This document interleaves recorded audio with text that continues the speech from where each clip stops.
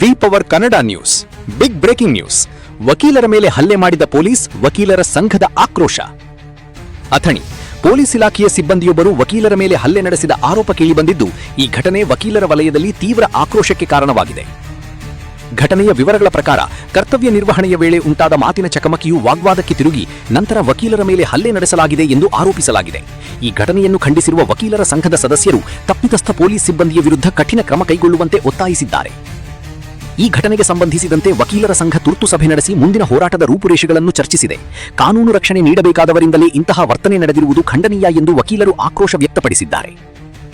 ಘಟನೆ ಕುರಿತು ಉನ್ನತ ಅಧಿಕಾರಿಗಳು ವರದಿ ಪಡೆದು ತನಿಖೆಗೆ ಆದೇಶ ನೀಡಿದ್ದು, ಸತ್ಯಾಂಶದ ಆಧಾರದ ಮೇಲೆ ಕ್ರಮ ಕೈಗೊಳ್ಳುವುದಾಗಿ ತಿಳಿಸಿದ್ದಾರೆ. ವಿ ಪವರ್ ಕನ್ನಡ ನ್ಯೂಸ್, ಇದು ದಿಟ್ಟ ಹೆಜ್ಜೆ.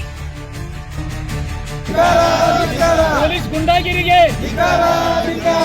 ಗುಂಡಾಗಿರಿಗೆ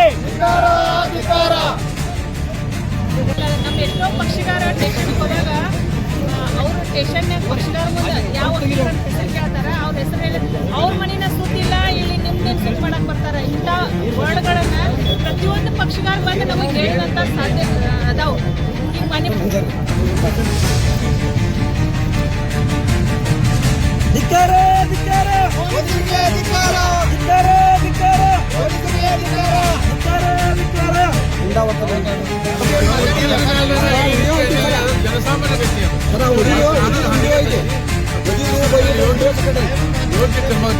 ಮೇಲಾಧಿಕಾರಿ ತಿಳಿಸಿ